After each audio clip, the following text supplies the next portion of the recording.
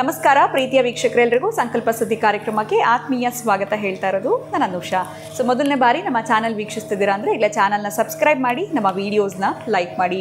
ಜೀವನದಲ್ಲಿ ಬರ್ತಾ ಇರುವಂಥ ನಿಮ್ಮ ಒಂದು ಆರೋಗ್ಯದ ಸಮಸ್ಯೆಗಳು, ಹಣಕಾಸಿನ ತೊಂದರೆಗಳು, ವಿವಾಹ ವಿಳಂಬ ಆಗ್ತಾ ಇರ್ಬೋದು, ಬಿಸ್ನೆಸ್ ಲಾಸ್, ಮನೆಯಲ್ಲಿ ಅಶಾಂತಿಯ ವಾತಾವರಣ, ಆರೋಗ್ಯದಲ್ಲಿ ಏರುಪೇರಿನ ಸಮಸ್ಯೆಗಳು, ಈ ಎಲ್ಲ ತೊಂದರೆಗಳಿಂದ ಕೂಡ ನೀವು ಆದಷ್ಟು ಬೇಗ ಹೊರಗಡೆ ಬರಬೇಕು ಅಂತಂದರೆ ಅಕ್ಷಯ ವೃಕ್ಷವನ್ನು ನೀವು ಬರ್ಮಾಡ್ಕೊಳ್ಬೋದು. ಸಾಕಷ್ಟು ಜನ ಹೊಸ ವೀಕ್ಷಕರು ಕೂಡ ಕಾರ್ಯಕ್ರಮ ನೋಡ್ತಿದ್ದೀರಾ. ಸಂಖ್ಯೆಗಳು ಸ್ಕ್ರೀನ್ ಮೇಲೆ ಬರ್ತಾ ಇದೆ. ಕರೆ ಮಾಡಿದ್ರೆ ಇದನ್ನ ಬರ್ಮಾಡ್ಕೊಳ್ಳೋದಕ್ಕೆ ಸಂಪೂರ್ಣವಾಗಿರುವಂಥ ಮಾಹಿತಿನ ತಮಗೆ ತಿಳಿಸ್ಕೊಡ್ತಾರೆ. ಇನ್ನು ಕಾರ್ಯಕ್ರಮದಲ್ಲಿ ನಮ್ಮ ಜೊತೆಲಿದ್ದಾರೆ ಸ್ಪಿರಿಚುವಲ್ ಗುರು ಡಾಕ್ಟರ್ ವಿಷ್ಣುದತ್ತ ಗುರುಜಿಯವರು. ಬನ್ನಿ ಗುರುಗಳನ್ನ ಇವತ್ತಿನ ಕಾರ್ಯಕ್ರಮಕ್ಕೆ ಬರ್ಮಾಡ್ಕೊಳ್ಳೋಣ. ನಮಸ್ತೆ ಗುರುಗಳೇ, ಕಾರ್ಯಕ್ರಮಕ್ಕೆ ಭಕ್ತಿಯ ಸ್ವಾಗತ. ಗುರುಗಳೇ, ಒಂದೊಂದು ಕಷ್ಟಕ್ಕಿಂತ ಒಂದೊಂದು ಕಷ್ಟ ದೊಡ್ಡದು ಅಂತಲೇ ಹೇಳ್ಬೋದು. ಜೀವನದಲ್ಲಿ ಕೆಲವೊಬ್ಬರಿಗೆ ಒಂದು ಸಣ್ಣ ಪ್ರಾಬ್ಲಮ್ ಹೇಳ್ತಾರೆ, ನಮ್ಗೆ ಅದು ಕಷ್ಟ ಅನ್ಸಲ್ಲ, ಅಥವಾ ಇನ್ನು ಕೆಲವರು ಇರೋ ಕಷ್ಟನ ಹೇಳ್ಕೊಳ್ಳೋದಕ್ಕಾಗೋದಿಲ್ಲ ಅಂತ ಹೇಳ್ಬೋದು. ಸೊ ಎಷ್ಟೇ ದೊಡ್ಡ ಸಮಸ್ಯೆ ಅಥವಾ ಕಷ್ಟ ಅನ್ನೋಂಥದ್ದು ಜೀವನದಲ್ಲಿ ಬಂದರೆ ಅದನ್ನು ಪರಿಹರಿಸ್ಕೊಳ್ಳೋದಕ್ಕೆ ಯಾವುದಾದ್ರೂ ಒಂದು ಮಂತ್ರವನ್ನು ತಿಳಿಸ್ಕೊಡ್ಬೋದಾ ಗುರುಗಳೇ? ಅದು ಸಣ್ಣ ಪ್ರಾಬ್ಲಮ್ ಆಗಿರಲಿ ಅಥವಾ ಬೆಟ್ಟದಂಥ ಕಷ್ಟ ಆಗಿರಲಿ, ಅದನ್ನು ಹೋಗ್ಲಾಡಿಸ್ಬೇಕು ಅಥವಾ ಅದರಿಂದ ಹೊರಗಡೆ ಬರಬೇಕು ಅಂತಂದರೆ ನಾವು ಯಾವುದಾದ್ರೂ ಒಂದು ಯಂತ್ರ, ಮಂತ್ರ, ತಂತ್ರ ಯಾವುದ್ರ ಮೊರೆ ಹೋದರೆ ನಮಗೆ ಬೇಗ ಪರಿಹಾರ ಅನ್ನೋಂಥದ್ದು ಸಿಗುತ್ತೆ ಗುರುಗಳೇ? ಓಂ ವಿಶ್ವಸ್ಮೈ ನಮಃ. ಪ್ರೀತಿಯ ಬಂಧುಗಳೇ, ನಮ್ಮ ಈ ಕಲಿಯುಗದಲ್ಲಿ ಕಲಿಯ ಪ್ರಭಾವಕ್ಕೆ ಒಳಗಾದವರು ಅತ್ಯಂತ ಕಷ್ಟಗಳನ್ನು ಅನುಭವಿಸಲಿಕ್ಕೆ ಸಾಧ್ಯವಿದೆ ಅಂತ. ಕಲಿ ಪ್ರಭಾವ ಕಷ್ಟಗಳನ್ನು ಕೊಡುವಂಥದ್ದು. ಕಲಿಯ ಉದ್ದೇಶವೂ ಅದೇ ಆಗಿರುತ್ತೆ. ಒಳ್ಳೆಯವರನ್ನಾಗಿ ಮಾಡೋಕ್ಕೆ ಇಡೋಕ್ಕೆ ಬಿಡೋದಿಲ್ಲ ಅವ. ನೀವು ಎಷ್ಟು ಪ್ರಯತ್ನ ಪಟ್ಟರು ಆ ಒಳ್ಳೆಯವರು ಕೂಡ ಕೆಡುತ್ತಾ ಬರ್ತಾನೆ. ಅವನ ಕೆಲಸವೇ ಅದಾಗಿರುತ್ತೆ. ಅದಕ್ಕಾಗಿ ಕಲಿಯ ಪ್ರಭಾವಕ್ಕೆ ಯಾರು ಒಳಗಾಗಿರ್ತಾರೋ ಅನೇಕವಾಗಿರೋ ಕಷ್ಟಗಳು. ಇನ್ನೊಂದು ಮಾತು ಇಲ್ಲಿದೆ, ಅಷ್ಟೇ ಕಷ್ಟ ನಿವಾರಣೆ ಮಾಡ್ಕೊಳ್ಳೋದಕ್ಕೆ ಈ ಕಲಿಯುಗದಲ್ಲಿ ಸರ್ವದಾ ನಿಮ್ಮನ್ನೇ ಗಮನಿಸುವಂಥದ್ದು ಯಾರು ಅಂತಂದರೆ ಶೀಘ್ರಗತಿಯ ಫಲ ಕೊಡುವಂಥದ್ದು, ಅತ್ಯಂತ ಶೀಘ್ರಗತಿಯ ಫಲ ಕೊಡುವಂಥದ್ದು, ವಿಶೇಷವಾಗಿರೋ ಫಲವನ್ನು ಕೊಡುವಂಥದ್ದು ಚಂಡಿ ಮತ್ತು ಗಣಪತಿ. ಈ ಚಂಡಿ ಗಣಪತಿಯ ಮಂತ್ರವನ್ನು ಓಂ ಗಂ ಗಣಪತಿಯೇ ನಮಃ, ಓಂ ಚಾಮುಂಡಾಯ ವಿಚ್ಚೆ ಇಷ್ಟು ಹೇಳ್ಕೊಂಡ್ರೂ ಕೂಡ ಸಾಕಂತೆ.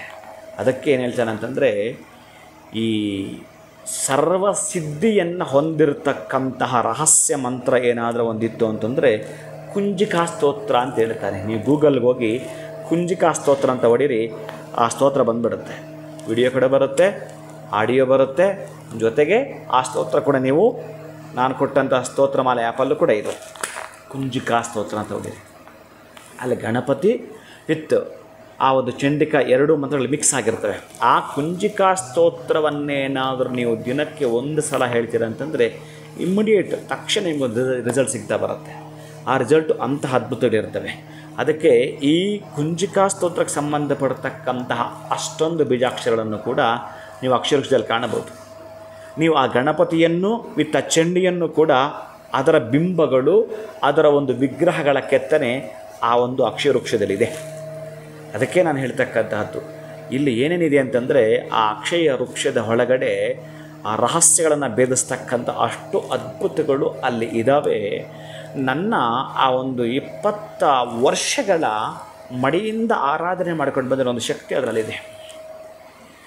ನನ್ನ 20 ವರ್ಷಗಳ ಆ ಒಂದು ಪೂರ್ಣ ಪ್ರಮಾಣದ ಎಷ್ಟು ಅಂತಂದರೆ, ಈ ಒಂದು 20 ಲೀಟ್ರ್ ಹಾಲಲ್ಲಿ ನಾವು 1 ಲೀಟ್ರು ಅಥವಾ 1.5-2 ಲೀಟ್ರ್ ಅಷ್ಟೇ ತುಪ್ಪವನ್ನು ಪಡಿಬೋದು. ಅಷ್ಟು ಪೂರ್ಣ ಪ್ರಮಾಣದಲ್ಲಿ ತುಂಬ ಪ್ಯೂರಿಟಿ ಅಂತಕ್ಕಂತಹ ಆ ಸಂಧ್ಯಾವಂದನೆ ಒಂದು ಅಂಶದ ಫಲ ಅದರೊಳಗಡೆ ಇದೆ. ನಾವು ಮಾಡ್ಕೊಂಡು ಬಂದಿರತಕ್ಕಂತಹದ್ದು ಎಲ್ಲೋ ಒಂದು ಕಡೆ ಒಳ್ಳೆಯದು ದಾನ ಧರ್ಮಗಳನ್ನು ಗೊತ್ತಿಲ್ಲದೆ ಎಡಗೈಗೆ ಗೊತ್ತಿಲ್ಲದೆ ಬಲಗೈಗೆ ಮಾಡಿರತಕ್ಕಂಥ ಒಂದಷ್ಟು ಅಂಶಗಳು ಅದರ ಒಳಗಡೆ ಇದೆ. ಇನ್ನು ಪ್ರತಿನಿತ್ಯವೂ ಕೂಡ ಪ್ರಾತಃ ಕಾಲಕ್ಕೆ ಸಂಬಂಧಪಟ್ಟಾಗಿರತಕ್ಕಂತಹ ನಿಯಮಾನುಸಾರವಾಗಿರತಕ್ಕಂತಹ ಕಟ್ಟಪ್ಪಣೆಗಳ ಪೂಜೆಗಳಿಗೆ ಸಂಬಂಧಪಟ್ಟಾಗಿರತಕ್ಕಂತಹ ಒಂದು ದಿವಸವೂ ಕೂಡ ನಾನು ಮಾಡ್ತಕ್ಕ ರಹಸ್ಯ ಪೂಜೆಯನ್ನು ಇಲ್ಲಿ ತನಕ ತುಣುಕನೆ ನಿಮಗೆ ತೋರಿಸಲಿಕ್ಕೆ ಸಾಧ್ಯವೂ ಇಲ್ಲ ಕೂಡ.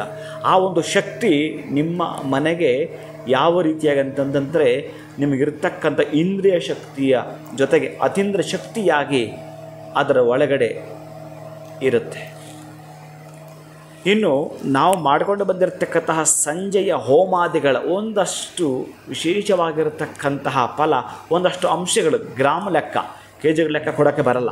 ಹಾಗಾಗಿ ಒಂದಷ್ಟು ಗ್ರಾಮಗಳ ಲೆಕ್ಕಶಕ್ತಿ ಅದರಲ್ಲಿ ಅಡಕವಾಗಿದೆ. ಇನ್ನು ನಾವು ಮಾಡ್ಕೊಂಡು ಬಂದಿರತಕ್ಕಂಥ ಅನುಷ್ಠಾನಗಳ ಆ ಒಂದು ಯಾವಕ್ಕೆ ಸಂಬಂಧಪಟ್ಟಾಗಿರತಕ್ಕಂಥ ವಿಶೇಷ ಕ್ಷೇತ್ರಗಳ ಸಂದರ್ಶನದ ಪ್ರತಿಯೊಂದೂ ಕೂಡ ಆ ಒಂದು ದೇವತೆ ಆಗಿರಬಹುದು, ಆ ಒಂದು ವೃಕ್ಷವಾಗಿರಬಹುದು, ಆ ಒಂದು ಪಕ್ಷಿ ಆಗಿರಬಹುದು, ಅದಕ್ಕೆ ಸಂಬಂಧಪಟ್ಟಾಗಿರತಕ್ಕಂಥ ಮೂಲಿಕೆಗಳ ತುಣುಕುಗಳು ಕೂಡ ಅದರಲ್ಲಿದ್ದಾವೆ. ಅಷ್ಟಲ್ಲದೆ ನಮ್ಮ ಜೊತೆಗೆ ಕುಳಿತುಕೊಂಡು ಯಾರೆಲ್ಲ ಕೂಡ ಸಿದ್ಧಿಯನ್ನು ಪಡೆದುಕೊಂಡಿದ್ದಾರೋ ಅಂತಹ ಅದಕ್ಕೆ ಅಥರ್ವ ಸಿದ್ಧ ಪರಂಪರೆ ಅಂತ ಹೇಳಿದ್ರೆ ಅಥರ್ವ ಸಿದ್ಧ ಪರಂಪರೆ ಬೀಜಾಕ್ಷರಗಳು ಅಲ್ಲಿ ಅಡಕವಾಗಿದೆ. ಇನ್ನು ಕುಂಜಿಕಾ ಸ್ತೋತ್ರ ಅಂತ ಹೇಳಿದೆ ಅಲ್ಲ ನಾನು, ಈ ಕುಂಜಿಕಾ ಸ್ತೋತ್ರವನ್ನು ನೀವು ಪ್ರತಿನಿತ್ಯ ಪಾರಾಯಣ ಮಾಡಿಕೊಳ್ಳಿ. ಇದನ್ನು ಹೇಳಿದ ಕೂಡಲೇ ಅಕ್ಷರವೃಕ್ಷ ತೆಗೆದುಕೊಳ್ಬೇಕು ಅಂತಲ್ಲ, ತೆಗೆದುಕೊಳ್ಳತಕ್ಕಂಥವರು ಯೋಗ ಇದ್ದವರು ಮಾತ್ರ ತೆಗೆದುಕೊಳ್ತಕ್ಕಂಥವರು. ಕೆಲವರು ಏನೋ ಅದರ ಬಗ್ಗೆ ಮಾತಾಡ್ತಾರೆ, ಆದರೆ 2 ತಿಂಗಳಿಗೋ 3 ತಿಂಗಳಿಗೋ ಫಲ ಕೊಡಬೇಕಂತ. ಅವರ ಕರ್ಮಗಳು ಅಷ್ಟೊಂದು ಪೂರ್ಣವಾಗಿ ನಶಿಸಿ ಹೋಗಬೇಕು. ಅದರ ಜೊತೆಗೆ ನಿಮ್ಮ ಮನೆ ಒಳಗಡೆ ಬಂದಾಗ ಯಾವುದಾದ್ರೊಂದು ಫ್ರಿಡ್ಜ್ ಆಗಿರ್ಬೋದು, ಒಂದು ರೇಡಿಯೋ ಆಗಿರ್ಬೋದು, ಒಂದು ಟಿ ವಿ ಆಗಿರಬಹುದು, ಒಂದು AC ಇನ್ಸ್ಟಾಲ್ ಮಾಡಿಕೊಂಡಿದ್ರು ಕೂಡ ಅದನ್ನು ನೀವು ಯಾವ ರೀತಿಯಾಗಿ ಕಂಟ್ರೋಲ್ ಮಾಡಬೇಕು, ಯಾವ ರೀತಿಯಾಗಿ ಅದನ್ನು ಆನ್ ಮಾಡಬೇಕು, ಯಾವ ರೀತಿಯಾಗಿ ಅದನ್ನು ಆಕ್ಟಿವಾಗಿ ಇಡಬೇಕು ಅನ್ನೋದು ನಿಮಗೆ ಬರಬೇಕು. ಕೆಲವು ದಿನ ಸಮಯ ತೆಗೆದುಕೊಳ್ಳೋದಿರುತ್ತೆ. ಅಥವಾ ಯಾವುದೋ ಒಂದು ಗೊತ್ತಿಲ್ಲದೆ ಇರತಕ್ಕಂಥ ಒಂದು ಮೆಷಿನ್ ನಿಮ್ಮ ಮನೆಗೆ ಬಂದಿದೆ, ಗೊತ್ತಿಲ್ಲದೆ ಇರತಕ್ಕಂಥ ವಾಹನ ನಿಮಗೆ ಬಂದಿದೆ. ಒಂದಷ್ಟು ದಿನಗಳು ನೀವು ಸರ್ಕಸ್ ಮಾಡಬೇಕಾಗತ್ತೆ. ಅಷ್ಟು ದಿನಗಳಾದ್ಮೇಲೆ ಅದು ಫಲ ಕೊಟ್ಟೇ ಕೊಡುತ್ತೆ.